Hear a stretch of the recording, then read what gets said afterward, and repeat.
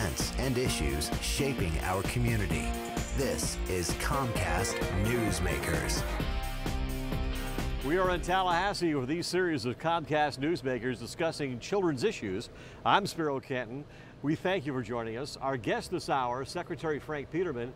He's from the Department of Juvenile Justice, and you run the department, don't you? I do. It's good to have you aboard. Good to be here. This is a challenging job, but you kind of straddle the line. You try to make sure that there's rehabilitation and prevention for the future. That's right.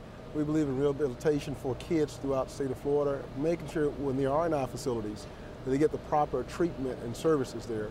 And then, even before they come into our facilities, we want to make sure that they are looking at prevention alternatives. We believe in diverting kids from the system and preventing kids from coming into the system. We think those things are very, very important. And when we do that, we think we can keep kids out of our system and reduce the recidivism numbers throughout the state of Florida. Proactively, how do you actually reach out into the community and try to make sure a lot of kids aren't getting into the system? Well, one of the ways we do it is through our provider organizations. There are quite a few organizations, social service organizations throughout the state who are linked to us contractually, and they have prevention programs. So that's one of the main ways that we do it. And when they go out throughout the state and work with those kids, it might be through after school programs. There might be an aftercare component through a faith-based organization. There might be mentoring programs that they're initiating throughout the state of Florida. So we believe in putting together prevention programs that are smart, that are effective, and result-oriented throughout the state of Florida. Mentoring programs, you talk to people at Big Brothers, Big Sisters, and take stock with children, you see a tremendous success rate with children that are going through mentoring programs, right? Yeah, very much so. The statistics seem to suggest when a child is linked with an adult, that seems to turn their lives to some degree, turn their lives around, that they have a role model to be with and to model what that person does.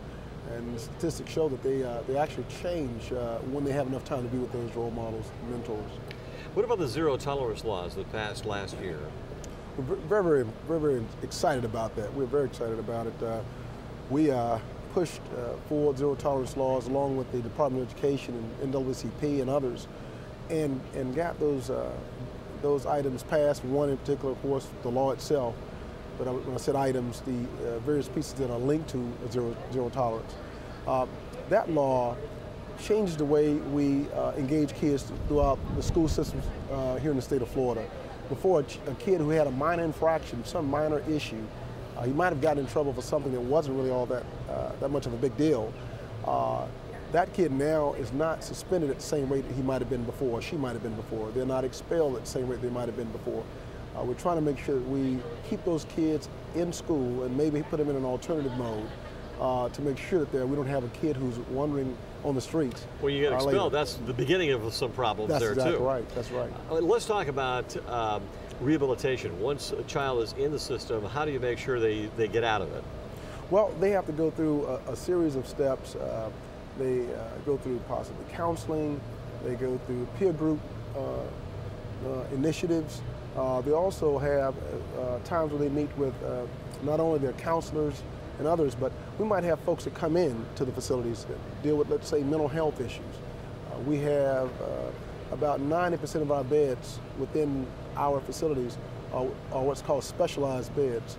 And that's really a great thing. Before, a kid would go into the system and he might have gotten some of the services he needed or not. Yeah. But now we have folks that are dealing with mental health and substance abuse issues within our facilities much more than we did before.